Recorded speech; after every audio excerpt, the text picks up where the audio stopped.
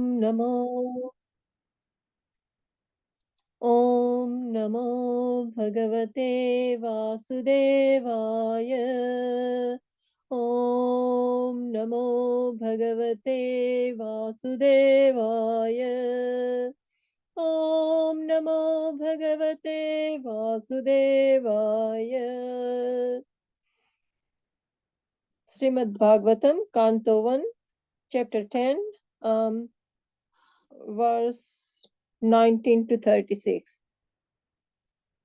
अश्रूयन्ताशिषः सत्यास्तत्र तत्र द्विजेरितः नानुरूपानुपाश्च निर्गुणस्य गुणात्मनः.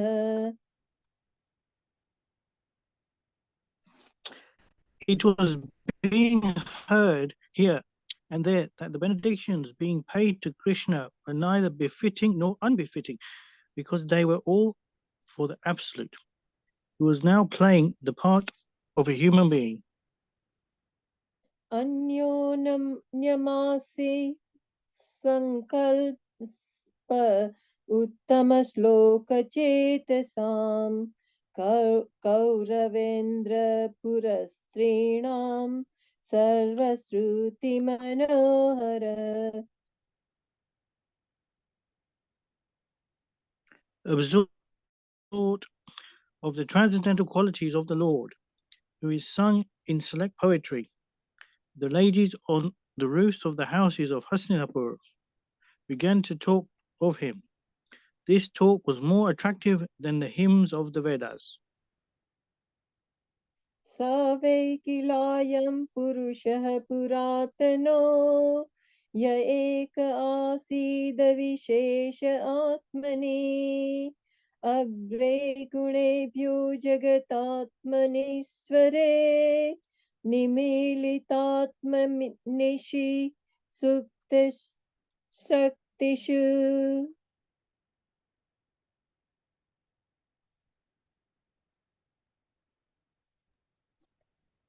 They said, "Here he is, the original personality of Godhead, as we definitely remember him. He alone existed before the manifested creation of the modes of nature, and in him only, because he is the Supreme Lord. All living beings, as if sleeping at night, their energy suspended." स एव भूयो निजवीर्यचोदितां स्वजीवमायां प्रकृतिं सुषुप्तिम् अनामरूपात्मनि रूपनामनि विदैत्समानो अनुससार शास्त्रकृत्.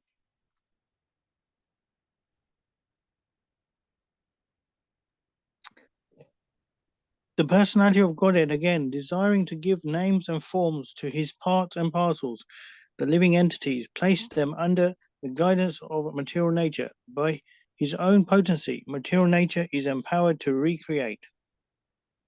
Sava ayam yat padamatra surayo jitendriyanirjitamatarishvanah pashyanti bhaktikutkalitaatmalatmana nanvesha sattvam parimashturmahiti. Here is the same true supreme personality of Godhead, whose transcendental form is experienced by the great devotees who are completely cleansed by material consciousness by dint of rigid devotional service and full control of life and senses. And that is the only way to purify existence. Sava ayam sakyanugita sadkatho vedeshu guhyeshu ch guhyavadibhi ya eka isho jagadatma leelaya srujatyavapati na tatra sajjate. Oh dear friends, here is the very personality of Godhead, whose attractive and confidential pastimes are described in confidential parts of the Vedic literature by his great devotees. It is he only who creates, maintains, and annihilates the material world, and yet remains unaffected.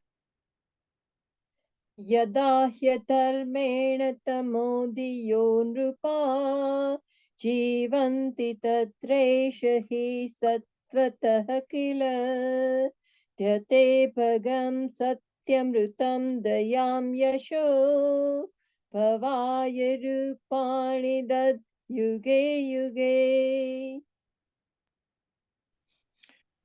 Whenever there are kings and administrators living like animals in the lowest modes of existence, the Lord, in his transcendental form, manifests his supreme power, the truth positive, shows special mercy to the faithful, performs wonderful activities, and manifests various transcendental forms as is necessary in different periods and ages. अहो अलं शलाद्यतमं यदुकुल महो अलं पुण्यतमं मधुर्वनं यद्वेषपुंसा वृषभः श्रियः पतिः स्वजन्मा चङ्क्रमणेन चम् अचति. Oh, how supremely glorified is the dynasty of King Yadu, and how virtuous is the land of Mathura, where the supreme leader of all living beings, the husband of the goddess of fortune, has taken his birth and wandered in his childhood. अहो बत स्वरस्य तिरस्करी कुतस्थली पुण्य यशस्करी भुवः पश्यन्ति नित्यं यदनुगृहश्रितं स्मितावलोकं स्वपतिं स्मयत् प्रजः. Unfortunately, it is wonderful that Dwarka has defeated the glories of the heavenly planets and has enhanced the celebrity of the earth. The inhabitants of Dwarka are always seeing the soul of living beings, Krishna, in his loving features.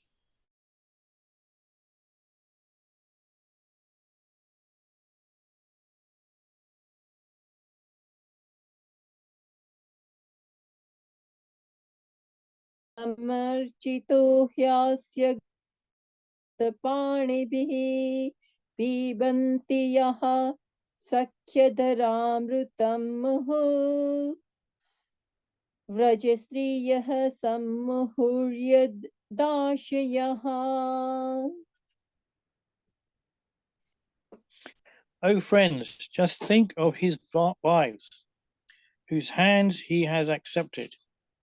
How they must have undergone vows, baths, fire, sacrifices, and perfect worship of the Lord of the universe to constantly relish now the nectar from his lips by kissing. The damsels of Rajabhumi would often faint just by expecting such favors. या वीर्यशुल्केन हता स्वयंवरे प्रमथ्य च एद्य प्रमुखान् हि शुष्मिणः प्रद्युम्न साम्बाम्बसुतादयो परा याश्च ह्यता भौमवदे सहस्रशः. The children of these ladies are Pradyumna, Samba, Amba, etc. Ladies like Rukmini, Satyabhama, and Jambavati were forcibly taken away from him from their Swayamvara ceremonies after he defeated many powerful kings headed by Shishupala. And other ladies were also forcibly taken away by him after he killed Bhoma Ashura. and thousands of his assistants. All of these ladies are glorious. एतः परं स्त्रीत्वमपास्तपेशलं निरस्तशौचं बत साधु कुर्वते यासां गृहात् पुष्करलोचनः पति न जात्वपेत्ययति स्पृशन. All these women auspiciously glorified their lives despite their being without individuality and without purity. Their husbands, the lotus-eyed personality of Godhead, never left them alone at home. He always pleased their hearts by making valuable presentations. एव विद्या गदन्ति नाहं स गिरः पुरुषोषितां निरीक्षेणा नाभिनन्दन सस्मितेन ययो हरिः. While the ladies of the capital Hastinapura were greeting him and talking in this way, the Lord, smiling, accepted their good greetings and cast the grace of his glance over them. He departed from the city. अजातशत्रुः कृतनां गोपिथाय मधुद्विषः परेभ्यः शक्तिकतः स्नेहात् पायुक्तं चतुर्गुणिम्. Maharaj Yudhishthira, although no one's enemy, engaged 4 divisions of defense, horse, elephant, chariots, and army, to accompany Lord Krishna, the enemy of the Asuras, demons. The Maharaj did this because of the enemy and also out of affection for the Lord. अथ दूरागतान् शौरिः कौरवान् वीराहुतान् प्रणिवर्त्यं दृढं स्निग्धान् प्रायात् स्वनगरीं प्रियैः.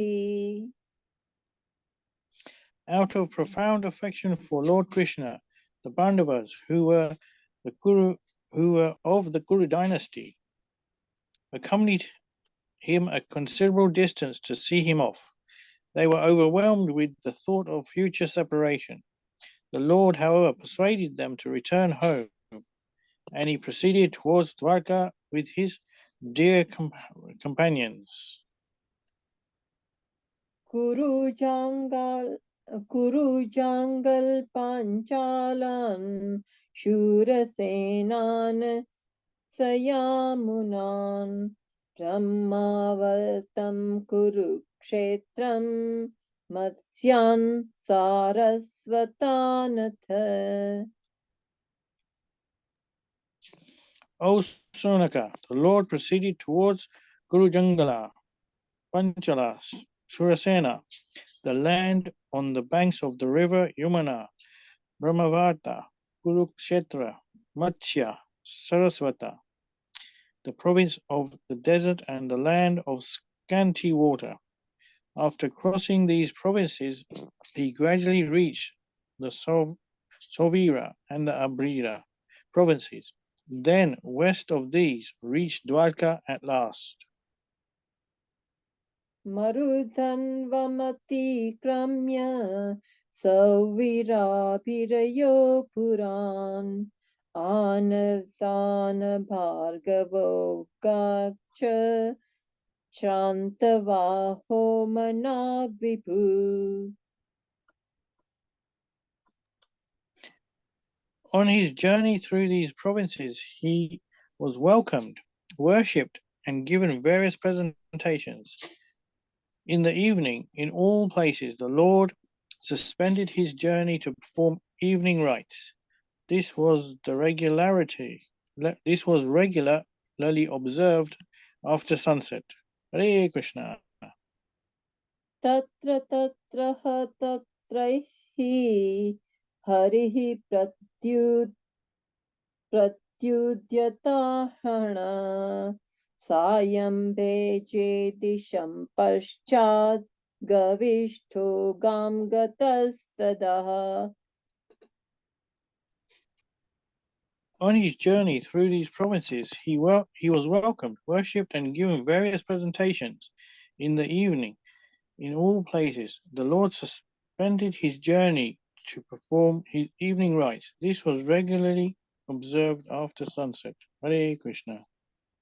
Hare Krishna. Sorry for all the mistake I have committed. Hare Krishna.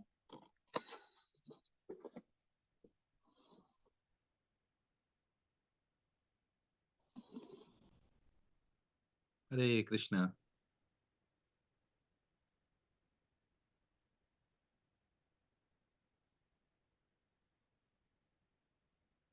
Hare Krishna. Hare Krishna. Please accept my humble obeisances. All glories to Srila Prabhupada. I'm Sriji Kishori, and whilst waiting for Manu Prabhu to join us, he's a bit I'm late here, today. Mataji. I'm here. Oh, Hare you're Krishna. here. Hari Bol. Thank you very much.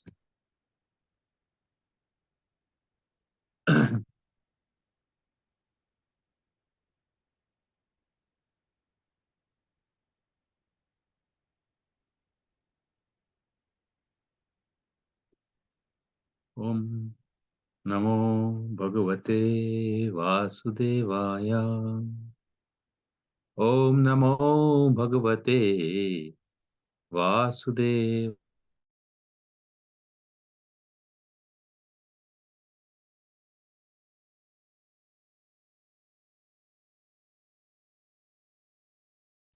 Naram cha eva narottamam devim sarasatim vyasam tato jayam mudirayet nashtaprayeshu bhatreshu nityam bhagavata sevaya bhagavati uttama shloke bhaktir bhavati naistiki.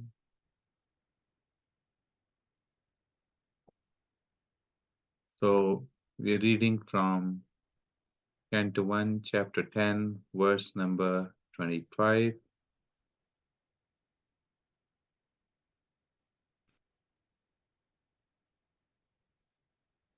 यदा हि अधर्मेण